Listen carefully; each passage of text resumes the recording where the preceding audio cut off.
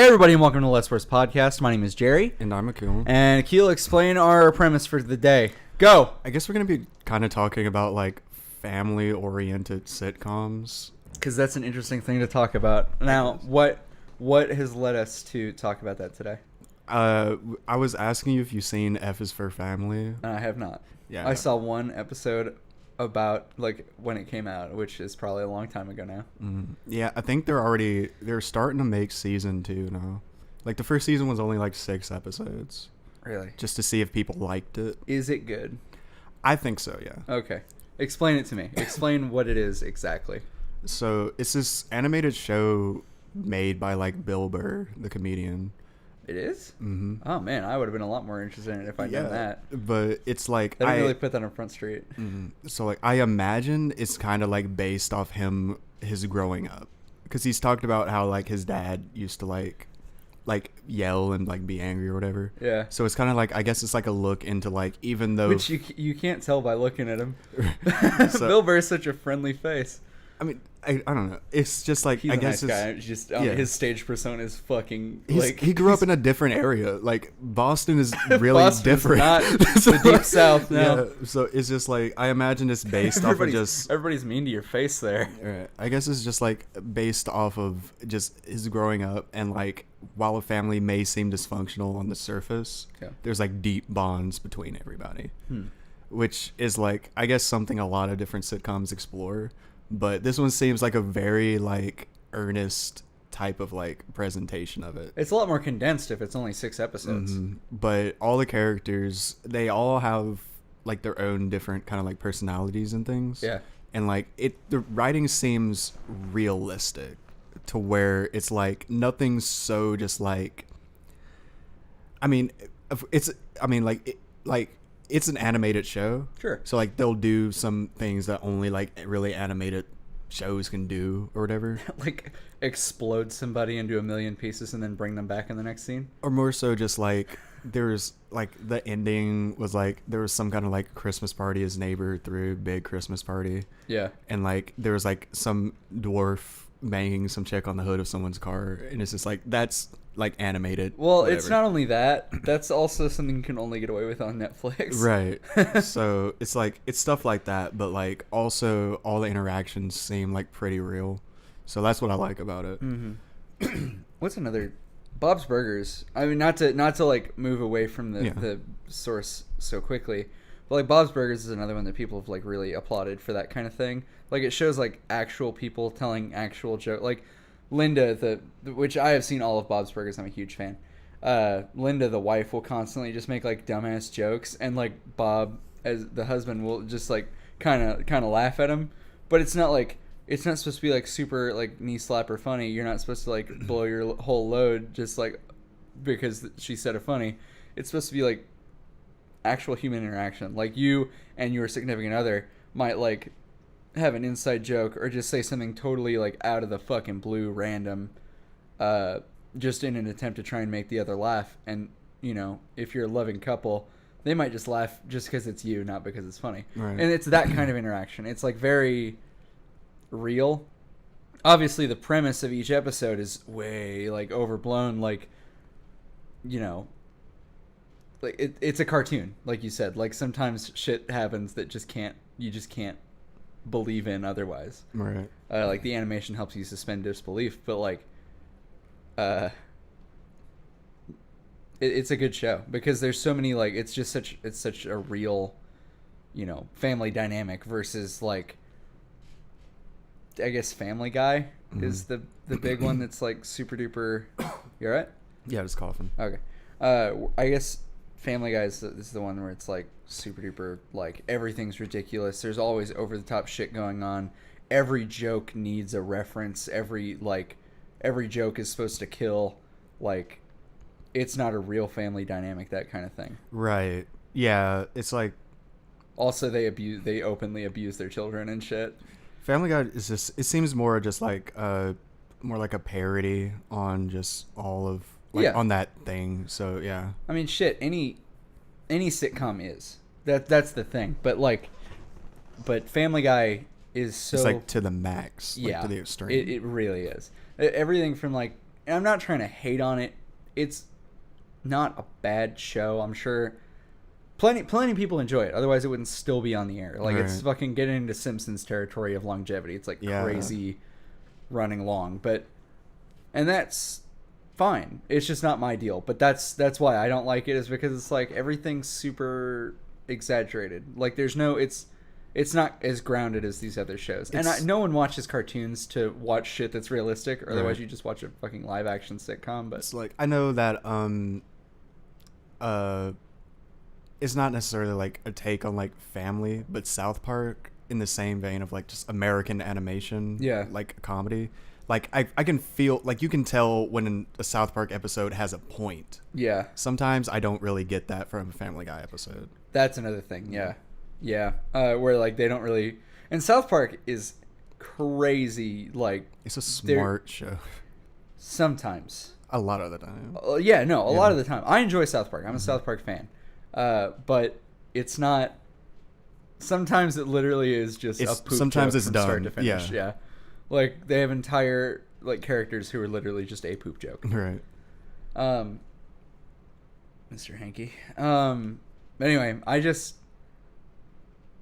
there's nothing wrong with that, but I do like these shows that have been coming out recently that are more genuine, and that are more, like, kind of on the nose without being in your face about it, which is kind of an oxymoron. You know what I mean? Like, they're about family and about family dynamics and interactions without really shoving your face in it. Like, it's still a cartoon. It's still funny. It's still got fucking 0 to 60 hijinks all the time. But it's not at the expense of these characters and their relationships with one another. Like, they literally make jokes about, like, Meg having... In Family Guy, they literally make jokes about Meg, like, running away from home and having, like, parental issues, and it's just slapstick humor. It's not like... She literally went to jail in one episode for attempting to rape someone who kidnapped her. Oh. So, yeah, or who attempted to, like, invade their home or whatever. But, yeah, so she got arrested for that. And that was just, like, the end of the episode gag. There's no real, like, substance to the... what's it called, to the family dynamic in it. Right. Like, there's no continuity family dynamic wise. But it's again, it's not a bad show. It just doesn't catch my fancy for that reason. But so F is for family. Let's go back to that. What is it about? Like, what? I guess it's just like a dad and a mom and like their 3 kids. They have like the littlest one is like the sister. There's the middle boy, and then there's like the teenage big brother. Yeah. So it's just like you know, the little girl is like the annoying little sister. The middle one's just like this really kind of like meek pushover, and like the teen is like he's at the age now where like it's just angst. And like whatever. Never ever seen that before. Never seen that in a million years. Right, but that's not the premise of, I don't know, the middle. You actually explain it. So it's like, I'm not shitting on it. I'm just saying, like, that's not a particularly like original lineup. Right. So like it's like a family and like it's literally Family Guy. Yeah. So it's a family in like the 70s or whatever, and it's like. It's just... is this autobiographical of Bill Burr? I think to some extent it may be. Okay. I don't know. Like, there's interviews of where he's talked about it. I haven't watched them, so I don't know for sure. So I imagine it would be hard to just make a show about family without drawing from, like, something. Without having a family. Right. He was born in a rain gutter and subsisted from there. So it's kind of just like... it's just like working class whatever, but also like at the end of the season, the dad loses his job, and then like the mom takes over as like the provider for the house. So it's just like different things, so like a realistic take on just like what a family might go through or something. Yeah, like a working class family in New England or wherever. Yeah, that kind of, again, that just reminds me of all different shades of like Bob's Burgers, which also has that same setup. I don't know what it is about like 2 parents and 3 kids. I guess it's just like it's kind of like the American dream. It's the American dream thing. I guess it's just like it's like kind of I guess like a template where it's just like this is the whatever, put whatever flavor you want on it, and this like yeah. Huh. Because like I watched some of Bob's Burgers, I didn't like it, but it's like it definitely had to grow on me, but I do like it now. It's like all the family shows, I think the successful ones have their own kind of like flavor. And like I think where it's like F is for Family, the thing is like it hasn't really had a lot of time yet to really do whatever, but like I see a lot of potential in the show, which I guess is what I like about it. What you just said reminded me of so many TV shows. We may not stick to we'll stick to like episodic humor TV, but you just reminded me of Parks and Rec. Like, have you seen the first season of Parks and Rec? I haven't. Don't.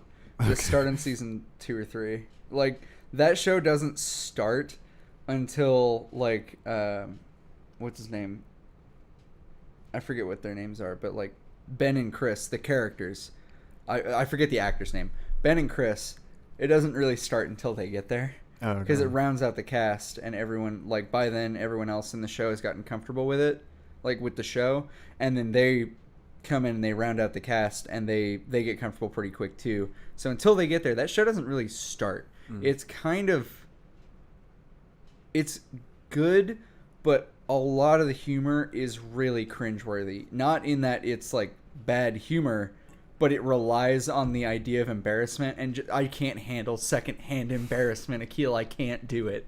So I that's the whole first 2 seasons of that show. It's good. I liked watching it, but I couldn't enjoy it because it was a non-starter, and it surprised me that it got as many seasons as it did past the first 2 seasons, because it just did not. Again, I liked it, but I cannot not recommend it enough. It was not worth watching. So you haven't seen Parks and Rec at all? Mm-mm. Yeah, it really takes off as you like discover more about everybody's character. You start to care about them more, and like their story arcs become deeper characters. And I guess that's with literally any story.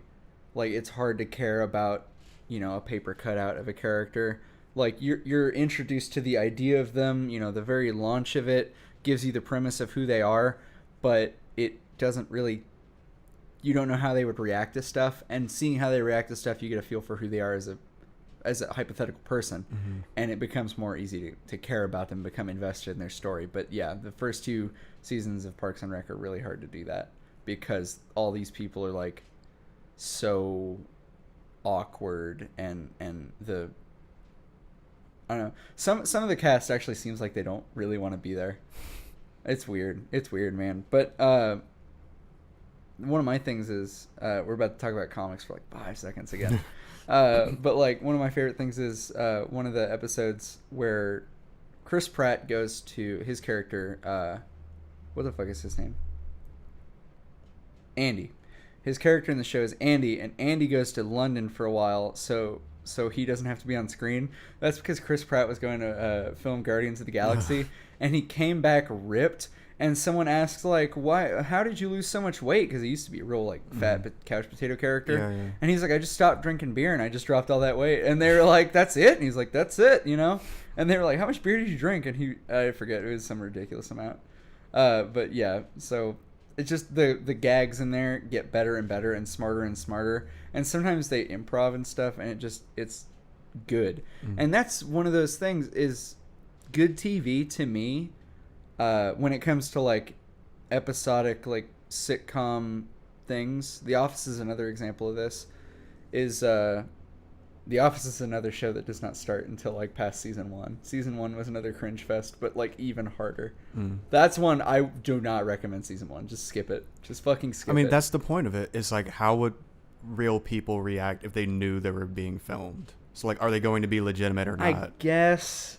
That's the point. Oh my god, dude! Just thinking about it makes my skin crawl. It's that awkward. The point is like knowing Michael is like. You've seen The Office. I'm aware of enough of it to just Okay. understand. Understood. So it's like that's the point of just like he's trying to play up being the fun guy for the cameras. Like you could tell he's not a bad guy, but he's kind of just like a dork because he's trying so hard. Yeah. So I don't know. That's the point. I know you're right, but it hurts so bad. Akil, again, secondhand embarrassment. I can't. You would hate the UK one more then. Really? Because the US one is more like slapstick up, like fun, upbeat. The UK is just like because people from the UK are just different from us. It's just their humor to us is dry. Well, it's not. It's more of just like they're much more like self-deprecating than we are. Oh yeah. So it's just like when things are awkward there, it's really awkward. Because it's a culture that doesn't really value just like being the fun, cool guy. Yeah. Because they're not really like that anyway. It's more just like, why are you doing this? So that everyone's face is just like, what are you doing?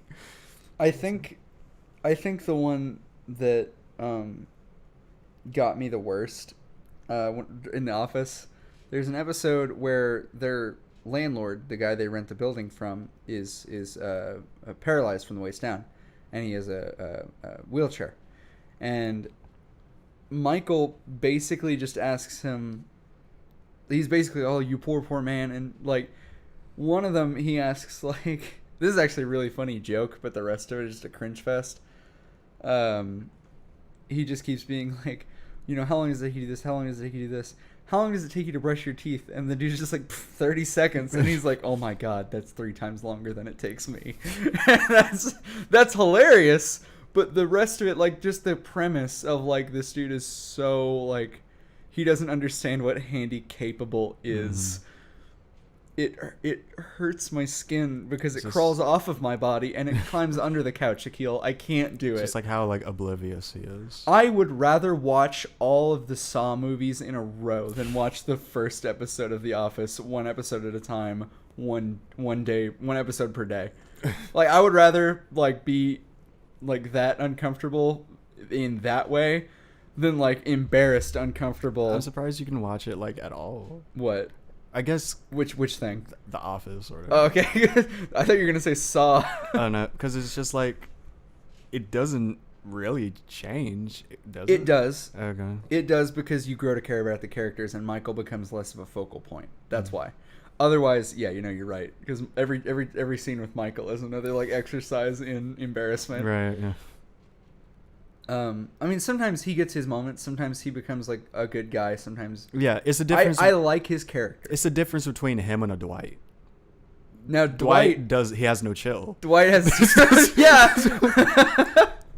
Dwight also is one of those that made me like, because he never really drops it. From what I've seen, never ever. I mean, there's some cases where like he also has his moments. Every character in that show has their moment of like, okay, this character is important, they're deep, and they matter, and they care about the people around them. Even fucking like Stanley, the old black dude who literally only notices when it's time to go home. Like that's the only thing. He's like, oh, the clock's 2 minutes slow, I'm headed out, bye. That's the only thing. Like he's every character in that show has their moment of like development. They have their own development arcs, and they matter. And that's another. That's like I said earlier. It matters to me when a character gets developed. That's why I like The Office. That's why I like Parks and Rec. That's why I like Bob's Burgers. That's why I like all these shows. It's development of a unit, and it's not necessarily a nuclear family setup. Sometimes it's literally just like relationships, human relationships. Yeah, it's kind of like. I like this feeling of like family that's forced on you. Even though your family is literally family that's forced on you, you don't get to choose. It's like the family you kind of had to choose because you work with them and whatever. But as you become closer, you fucking become closer. And you get to know and grow with these people, and that's an interesting concept to me. Did you cry when Eris died in Final Fantasy? I did. No, I actually haven't played Final Fantasy VII. But I do know that. Is it Eris or Aerith? I don't care about her. Okay. Dead. Dead ass. Dead. Dead face, dead face. I will tell you that I did tear up a little bit. Now I can't talk about that. Not because I'll cry, because I will, and I'm not afraid of that. It's more so that if anyone hasn't seen Parks and Rec, I don't want to spoil it for them. Go see fucking Parks and Rec and watch the last. Dies. Someone's brutally murdered. Someone is brutally murdered by the onward march of time. Man. So meaning they die a natural death, but it's such a bummer. But it's the last episode. Go watch the last episode of Parks and Rec. Go watch all of Parks and Rec, except for seasons 1 and 2. It's a natural death. Like a tornado comes. Yeah. A hurricane comes and just like smites him. It takes them. It just plucks them. We never found the body. It's in space. Space tornadoes. Yeah, you know, the ones that don't come abduct people. Oh, but no, I really like that dynamic of like a unit learning to work and function together. And that brings us back to actually what we talked about last episode, where we talked about fucking the goddamn Marvel characters can't fucking get along for one whole movie in a row. They can't just be okay. Yeah, because they don't have. It would be a boring movie if they were just chill, like in the sequel. I would like it better if the problem they faced was not mostly from within. Because, like, yeah, there's this big bad we have to fight, but first we have to figure out who the fuck ate all the takeout in the goddamn fridge. Tony! I mean, because, like, you don't have, like... Fess up or I'm not helping you guys. That's, like, what I was talking about. That's the problem with movies, in that, like... You don't have like a weekly thing where like we can establish it like slowly. It's like in the movie, it's like, all right, well, it's time for conflict. We need to write conflict now. Yeah. Like it's about who ate my fucking Ben and Jerry's, Cap? Right. It's like, oh, it's about an hour in. It's time for the team to fall apart. Yeah. Like, no. Come together again 30 minutes later. Yeah, but we've already talked about that. Yeah. So yeah, no, that's one of the reasons why I love those movies too. I enjoy all different kinds of mediums because I'm an open-minded human being. Have you seen This Is England? Multifaceted interests. This Is England? I have not.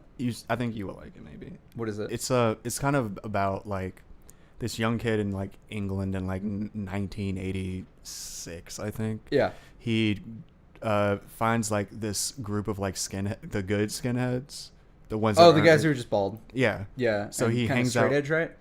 No. No. Oh yeah, super not. Never mind. Yeah. I'm thinking of a different thing. It's like he hangs out with them and like I'm thinking of the New York punk movement where it's like, literally straight edge and they shave their heads for that. They're not skinheads. But he hangs out with them and he gets closer to them, and then like as he gets deeper into it, one of like their old skinhead pals comes out of prison, really racist, and like it kind of like throws a wedge in between all the characters. Have I seen that? Is it a movie? Yes. And then they made like TV series out of it, like a couple of them. Like I either saw the first episode of that or the beginning of the movie, and it was on your recommendation. I remember this now. You've mentioned this before, not on the podcast, but just to me, and I don't remember if I finished any measure of that really matters, but I do remember that. Or maybe you've just explained it to me before. I don't know. Maybe. I don't know. But it sounds very familiar is the reason why I say that. It's another one of those just like growing with the character kind of things. Because like as it goes on, like the TV series, it picks up like year gaps. So you kind of see like they were like young adults. Yeah. Teenage kids in the movie. Then like it gets like, all right, a few years later, they're like mid-20s, whatever. Then it's like 30s. Like it's really cool. That's sort of a... What's the phrase for like a coming of age movie? Is it Bildungsroman? Yeah, a Bildungsroman. Man, that was awfully. A, good job, and B, man, I can't believe I wanted to know that word. That's so like snooty. I like Catcher in the Rye way too much to not know it. Yeah, I know. So. Holden Caulfield's fucking shit. Anyway, no, just drop it. Anyway. This is my podcast. I'll talk about Holden Caulfield however the fuck I feel like. I know you have one too. I know you probably still like have a copy of that on one of your computers at home. That would be like obsessive. No. Like maybe just like you kept it and you're just like, I'm gonna bring it next week to the podcast. I'm gonna show Jerry what is what. We should talk about. Oh, we'll talk about it off. Yeah. What I was gonna say. Oh well. I mean, it's about the next one we recorded. talk about it after. Okay, yeah, well, duh. Yeah. Anyway. The podcast could be us planning the next Yeah, welcome to the podcast planning podcast, where we plan our podcasts on air on a podcast. Podcast pregame show. Oh, shut up. But fuck, I don't. A coming of age story, a Bildungsroman, is different from the kind of like TV shows and stuff we're talking about, because it's not a coming of age tale. These people are always these people are like the age that they're going to be. Like in the show, they don't change ages. So like to see someone like grow and be like, you know, maybe they had a birthday or whatever, and that's the fucking tilting point or the like. No, I'm saying like in a Bildungsroman, like maybe they turn a certain age and now they're like confused about their place in the world. These people in these other shows know their place. Like they never really. Maybe there's like a existential gag, but there's never like a real like crisis over like who am I, what am I doing? But like in a coming of age story, that's kind of the whole point. So that's different in a way. But yeah, no, those are also very interesting. I think it's like. I think it's like with things like The Office or whatever, where it's not necessarily coming of age. It's more so just like there's different issues people have in different stages in their life. Yeah. So it's like, what is it, Jim and Pam? Yeah. While they may not be like coming of age, or like romance is developing. Or yeah, like no, it goes from like will they, won't they, to like we're having a baby. Yeah. And so it's spoilers. So it's very like. It's interesting to see people develop that way and like how the whole Office responds to that kind of thing, but it's not really a coming of age story. It's not, at least not about everybody. You know, there's no central protagonist. And a lot of these shows that we're talking about, there really is no central protagonist. It's kind of this is more so like an ensemble. It's an ensemble show. It's just like here's all the different people. They're going to be experiencing different things. It's like the thing about. It's less about the setting, it's more about the characters and how they change or whatever over time, interact with each other. Yeah. I don't know. It's just interesting to see. I keep saying that. It's just interesting to see that. Like, that's my favorite kind of show. Because it makes me have feelings. By the way, whenever you react to something, do you react to, like, media? Like, does it make you, like, upset you or, like, whatever, ever? The only thing I can really get is like nostalgia, or if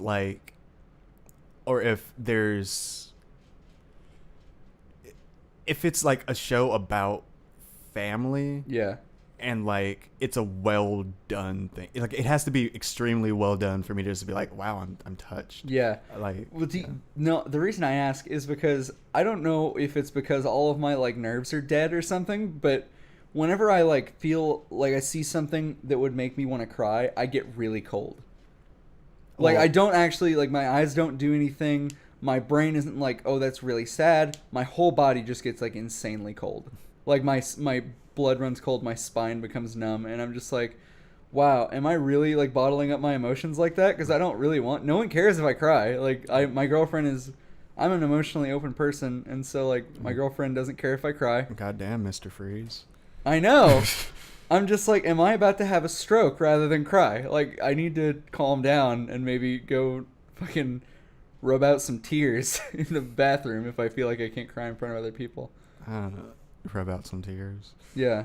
You know, phrases people use to describe that. It's, yeah, I guess it's like, there's just times where it's just like, you see something wrapped up nicely versus like, I spent all this time watching this thing. And I can tell they took time and care in seeing it ended off well. It's more like an appreciation of just like, y'all did that really good.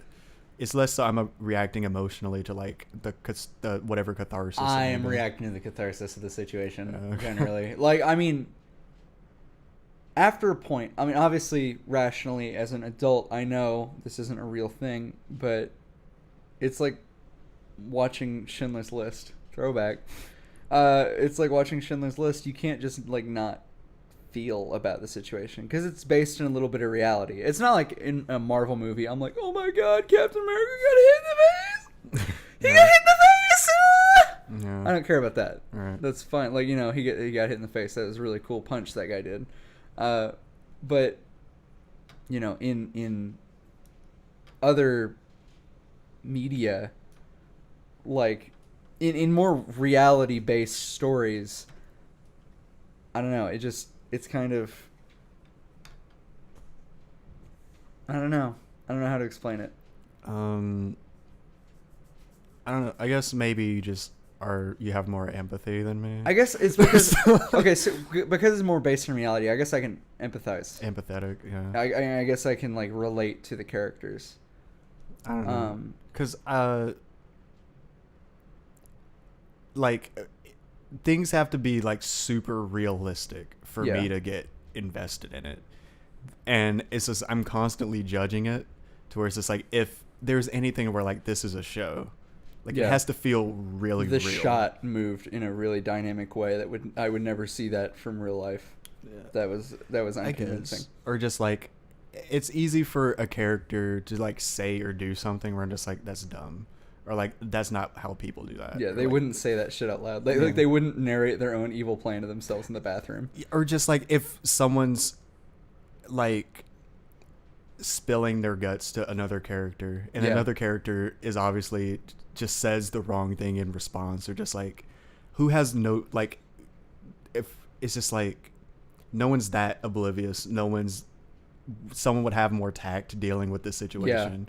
It's like if it's like they brought this on themselves and it's like they could have so easily avoided this, I don't feel anything for it. It's like watching like high school bullies in TV shows. Like you would never get away with that shit. Right. That's not true. Or I'm trying to think of like an example where like someone did something to pack an emotional punch where it's just like whatever. I guess going back when they wrote the N-word on Laura's locker in Family Matters. Have you seen that? No. All right. It's what like is Family Matters? Which right. Who's the big Steve Urkel? Okay, I know Family Matters. Yeah, go ahead. They're at the school and like they're walking, and then she's talking to Urkel about something, bullies, or like these crackers are racist in the school or something. And like Urkel was like, whatever, Laura. And then she closed her locker. I like the idea. Okay, hold on. Before you finish, let me tell you what I think is going to happen. She closes her locker. The N-word is there with the hard ER and everything. And she goes like, oh my God. And Urkel like just takes his fucking suspenders and extends them out. He's like, oops, did I do that? No, it was like. Because he did it. Because he's tired of hearing her be like reverse racist or whatever. Right. Is that not what happened? Fuck you, Lord, your Black Lives Matter. So Urkel spray painted it. He did it to like. Is that what happened? No. Damn it! It's like some other person did it. Aww. And like it was like dramatic music, and I'm just like. Urkel's just like, I didn't do that. And I'm sitting here looking at it. The dramatic music is playing. Like there's the racial slur on a locker. But you have fucking Steve Urkel standing right there next to her. like we're just like you have this fucking stooge. Yeah. It's just like I can't take this seriously. He's like 3 seconds away from saying, "Did I do that?" It's like cheese eating. Did I do that, man? He's experiencing racism. All right. So I don't care because it's like this isn't real. Like it's dumb. I don't know. It's almost like they're shoehorning. Like, yeah. I mean they are, because it's a. Not in a bad way. Like, it's okay to acknowledge that racism is a thing, but maybe Family Matters isn't the place to do that. It would almost feel more shocking if they came up with a new racial slur, like "fwapple." You're a fucking fwapple. All right, like, and then they used that. That would almost be more believable, because no one's gonna believe the N-word showed up in Family Matters. Here's like a better example. Okay. Or just like, Fresh Prince of Bel-Air. Yes. All right. There's that scene where like he's crying about how his dad doesn't want him. Yeah. And it's like, I understand that I should feel emotions. But less than 20 minutes earlier, you heard the phrase, hey, Holmes, smell you later. You can't feel for him. It's not even that. It's just like, dude, I know so many people who just don't have dads. To where it's just like, oh, fucking, what are you want a fucking gold star because your dad doesn't love you? It's just like, I don't get it. Well, that's the thing too. Will Smith's dad actually is very loving, and he like good relationship with his dad, because I've read about this before, and Snopes was like, no, he doesn't actually. That actually was a scene that wasn't. It's just like, I don't like when I know people are trying to make me tear up. Yeah, because it's just like you can't just. I don't know. Akil, on a totally separate note. I mean, I wanted to tell you this after the podcast, but I know that I probably can't wait. I have cancer, and also it is all over my body, and it's on your balls too. Yeah, it's on my balls too, and I can't have kids. Oh, and if I do have kids, they also will have cancer. Yeah. And that's basically there is no cure except, like, you're just lying. Except I have to, unless I kill my dog. You're just like straight up like lying. No. Okay, whatever. No, you're gonna kill your dog you don't have. All right. Got me there. I have to buy a dog, love it for 6 months, and then kill it. The doctor said only 6 months of love will save me. Yeah. Okay. And I don't have a girlfriend who lives with me. I don't know. who you building saw leave for work today. Different alternate reality. Just like, I'm trying to make you cry, and it really isn't working. You're right. It really isn't working. Because I know you don't have kids. I'm just like, I believe everything you say. Yeah. Okay. I mean, I'm just trying to spell out a very sad situation for you. Okay. Where you would possibly have an empathetic response. And you're right, you are a robot. Because that was very sad. Oh, man. Yeah, that writing was impeccable, and the character development was on point. Yeah, all that development. Like how you went from not having cancer to having it within a span of like 0 seconds. Yeah. Not only that, I had to take time to imagine what my disease is going to be. Some very efficient character development. Also, my uncle died. I know. The one who went on that rant. No. Okay. No. Yeah, not the one you met, who is tiny bit racist. Sorry. He's fine. Anyway. I know he didn't mean it. Anyway. That's going to require some explaining later. You know, no, I don't know. Well, actually, that kind of ties into what we were talking about. Because you remember what he was talking about is he was surprised. This is a real thing that happened. Let's tell a real story. Right, your uncle basically told me how he spray painted the N-word on some girl's and it made it into a TV show. Yeah. He went into a Hollywood set and spray painted the N-word on a locker. And they just kind of rolled with it. They were like, "Oh no!" Yeah, you could tell in that episode of Family Matters how that's why Urkel was there. They didn't meet him to be there. Like if they had intended for that scene to actually happen, like in the script, he would not have been in the scene. Yeah. And Urkel is just like, I do that? He's like uncomfortably repeating his catchphrase because he doesn't know what else to do. Yeah. No, okay, so the real story is one time we were playing Cards Against Humanity with a lot of alcohol involved, and obviously that's a great place to bring up discussions about, like, nostalgia and stuff, and to talk about race relations and things like that in front of, admittedly, like, one of my only few friends of color. So my uncle was playing with us, and he decided to take that moment to talk about, while we had all been drinking, he decided to take that moment to talk about what they could get away with back in the day on TV, and he started, like, he didn't allude to what they could do. He straight up said it, which he's right. They could get away with that back in the day, like shit, like was that Roots or no Roots?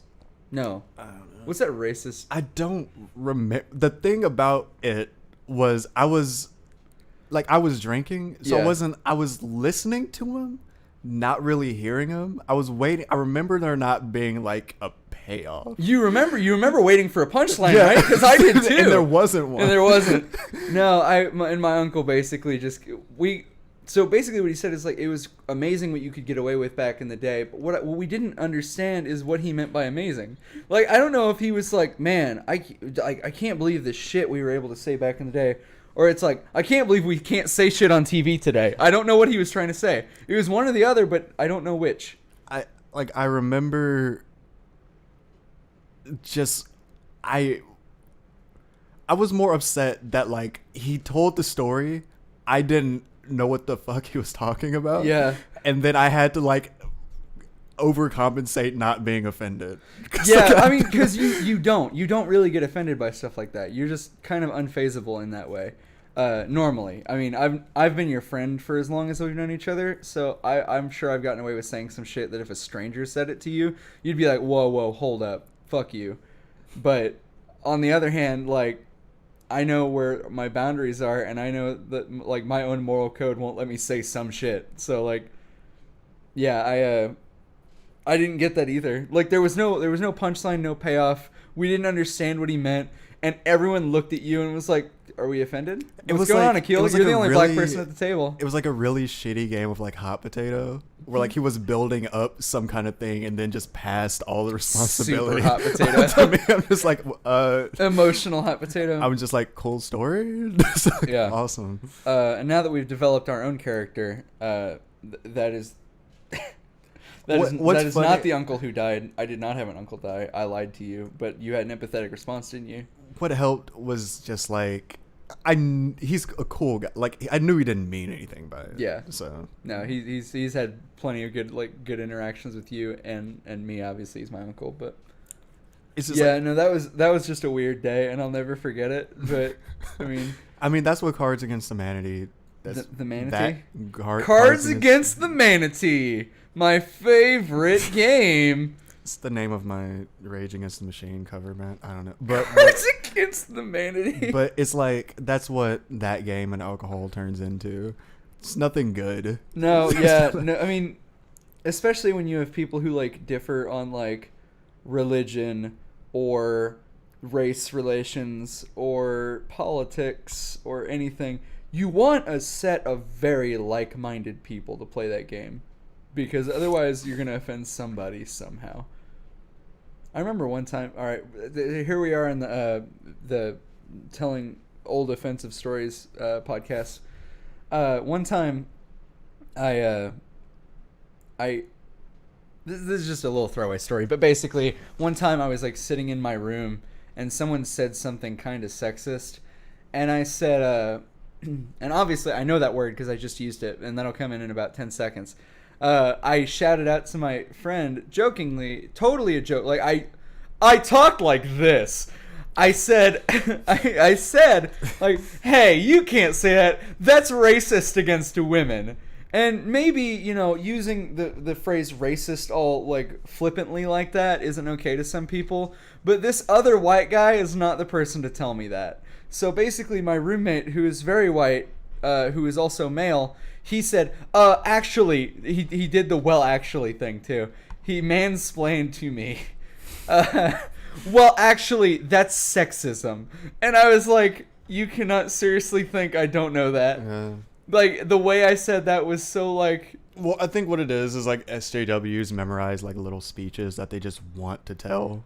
That's why they're like offended by everything. So they just spend time just like, what would I say in this situation? So any little thing that resembles whatever made up scenario they had in their mind, yeah, they were just like, then I gave my speech and saved the day. Yeah. It's just like, you know, it's funny too, because that same roommate, back when I was in college, he had an entire like coalition of people who were trying to get like fair labor like clothes into the bookstore. You told me.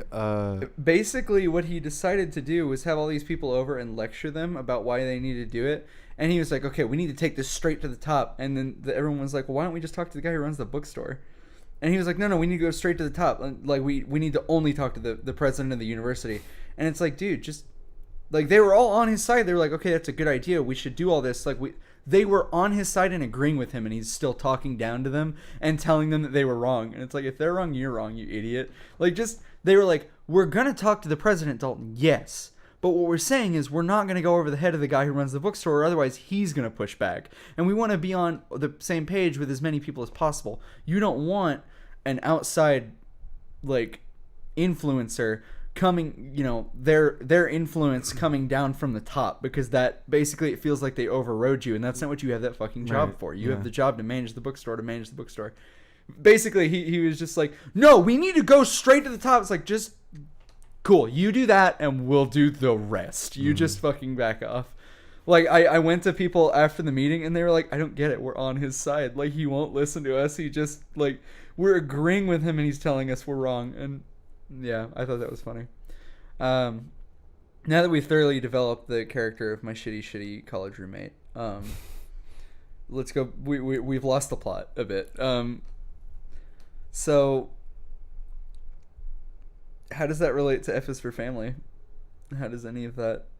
Well, I guess there was an Don't episode... bullshit that. That's fine. You don't have to do that. There was an episode when the dad was like trying to... He had a shitty college. He got promoted.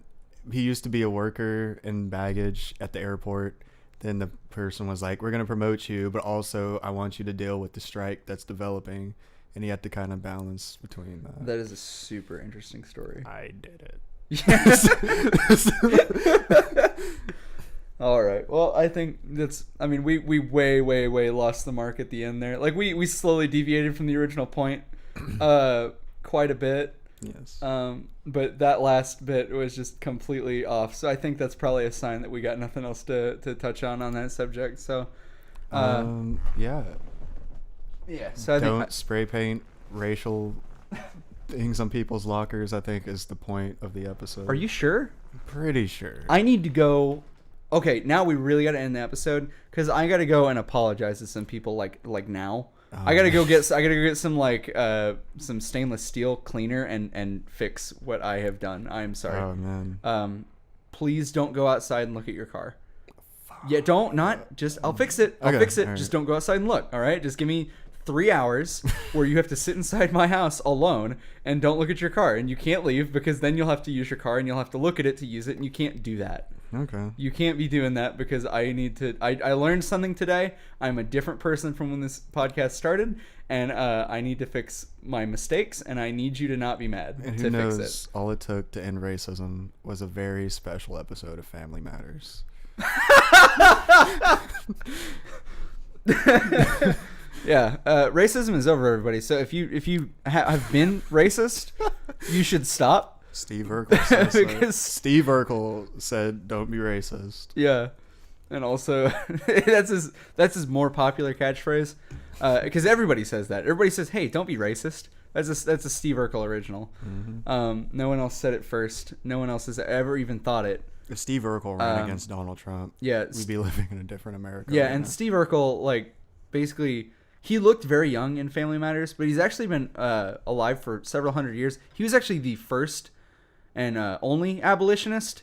He just told he just told people that other people did it because he didn't want to take all the credit. Steve Urkel freed the slaves. He's that humble a human being. Yeah, okay. Like every person you've ever heard about who like made a difference in race relations in the past 200 years, they're made up by Steve Urkel so that people won't know how like great and old and eldritch he is. All right, so thanks for listening. All right, thank you. No, go ahead, fucking take it out. Thanks I don't for care. listening to Less Worse Podcast. My name is Akil. And I'm Jerry, and we'll talk to you later. Bye. Hold on, wait. So